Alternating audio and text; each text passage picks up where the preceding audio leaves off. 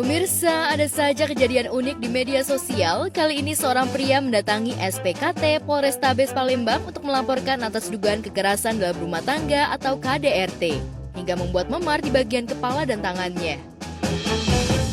Ya, oke, dengar beritanya agak bingung juga ya siapa yang mesti disalahkan duluan. Di satu sisi kan tidak mungkin ada asap kalau tidak ada api gitu. Ada fenomena atau ada satu penyebab yang membuat memang si sang istri itu jadi marah juga karena merasa dikhianati, merasa diselingkuhi. Mungkin pada saat itu reaksi otomatisnya adalah marah dan memukul. Tapi sangat disayangkan juga karena dalam rumah tangga gitu permasalahan apapun sebaiknya jangan diselesaikan dengan kekerasan gitu. Apalagi ini menggunakan benda tumpul ya, bisa berakibat yang fatal, bisa mengakibatkan pendarahan dan meninggal. Jadi menurutku keduanya sama-sama salah dan kejadian ini sangat disayangkan, baik suaminya yang selingkuh tidak memikirkan kondisi istri maupun dari istrinya sendiri yang tidak bisa mengontrol emosi. Uniknya, pada saat melaporkan istrinya kepada pihak kepolisian yang tengah melakukan penyelidikan, pria itu mengaku menjadi korban KDRT istrinya lantaran ia ketahuan selingkuh. Warganet yang mendengar hal itu langsung mengomentarinya secara beragam. Ya sebetulnya dari kalau kita ngomongin dari POV cowoknya ya, point of view cowoknya ya sah-sah aja karena dia juga mungkin merasa terancam, merasa dirugikan dengan dipukul seperti itu. Tapi ya yang mungkin kita juga harus lihat dari kedua belah sisinya juga, kita lihat dari perasaan istrinya dan kita juga lihat dari perasaan suaminya gitu. Ya suaminya juga sebetulnya harus bisa berempati juga dengan kondisi istrinya. Bagaimana kalau misalnya kondisi serupa dibalikkan, suaminya yang diselingkuhi, apa yang akan dia rasakan, apa yang akan dilakukan kepada istrinya gitu. Jadi mudah-mudahan bisa diselesaikan dengan cara terbaik gitu.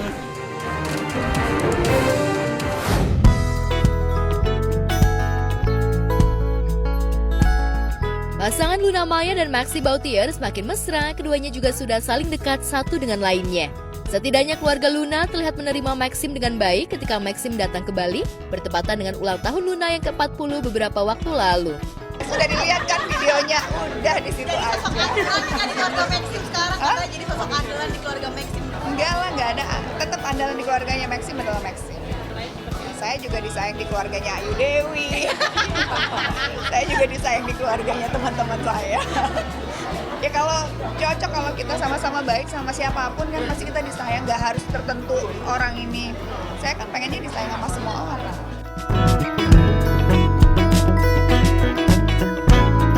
Sebelumnya, Luna Maya diketahui telah membeli rumah baru, rumah yang digadang-gadang akan ditempatinya ketika telah resmi berumah tangga.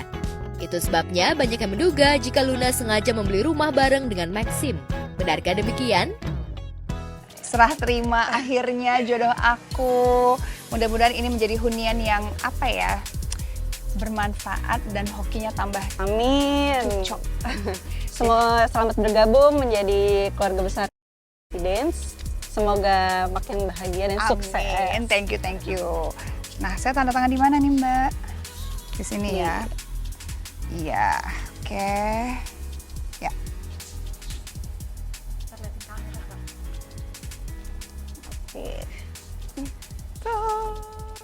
Rumah keberapa nih? Ini rumah ketiga.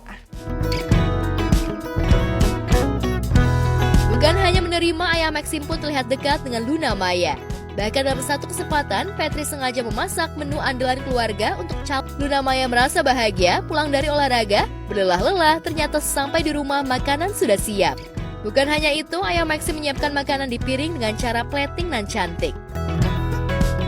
Kedekatan Luna Maya dengan ayah Maxim menyiratkan jika hubungan cinta Luna dan Maxim sudah mendapat restu.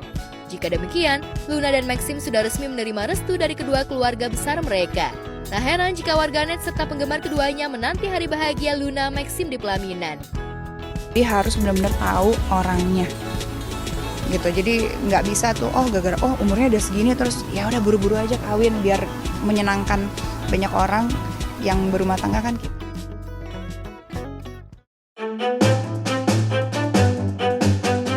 Teuku Ryan menghadiri sidang perceraiannya dengan Ria Ricis di Pengadilan Agama Jakarta Selatan Senin siang kemarin.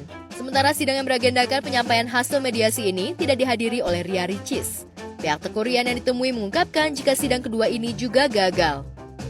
Saya sampaikan dan tim hukum bahwa Rian sangat concern dengan proses peradilan ini. Makanya dia datang lebih awal dan menunjukkan etikat baik dan kesungguhannya untuk mempertahankan rumah tangga ini. Persoalan Ria tidak datang itu soal lain, dan itu juga tidak diwajibkan untuk datang. Dan hari ini adalah agendanya menerima hasil mediasi pada 2 pekan yang lalu, dan itu sudah disampaikan kepada majelis. Tentunya ini masih berproses terus. Apa-apa yang terjadi di ruang sidang, kami tim hukum dan tim hukumnya Ria sudah sepakat tidak akan disampaikan secara detail kepada teman-teman sekalian.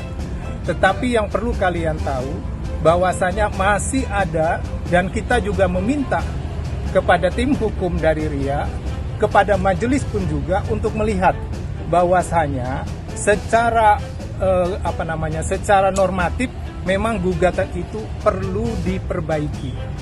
Dan itu akan dilakukan oleh tim hukum dari Ria. Untuk diperjelas saja bahwasanya apa yang menjadi dasar. Sebenarnya itu sudah tersampaikan di sidang pertama sebenarnya.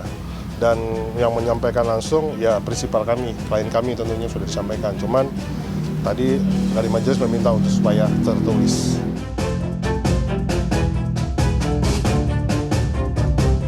Usai mengikuti proses persidangan, Rian yang ditemui memilih tak banyak bicara. Namun ketika disinggung soal ketidakhadiran istrinya, Rian mengaku tak kecewa sambil buru-buru menuju mobilnya. Rian, Doanya. Rian, hadiah sepatunya seperti apa Rian? Tanggapan Rian? Permisi, salam. Rian, momen biasa gimana? Sedih banget Rian.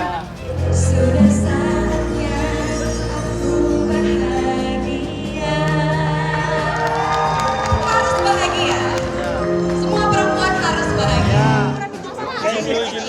Jawab aja kayak iya. Jawab aja dikit aja. Jawab aja sambil emang mau rujuk lagi kayak itu. Karicis berarti masih ada harapan dong Karicis. Masih ada harapan dong Karicis kembali nih. Sebagaimana kita ketahui, sidang cerai Teuku Rian dan Ria Ricis untuk pertama kali digelar pada 19 Februari 2024 lalu. Setelah dikandung Okky Setiana Dewi itu melayangkan surat gugat cerainya ke Pengadilan Agama Jakarta Selatan pada 30 Januari 2024. Sayangnya pada sidang kali ini, kedua belah pihak enggan mengungkapkan soal kelanjutan dari keinginan Rian yang tetap mempertahankan rumah tangganya. Sebab itulah, menurut pihak Teuku Rian menaruh harap jika kejelasannya akan ditemukan pada sidang lanjutan yang akan digelar pada 7 Maret 2024. Tidak berhasil.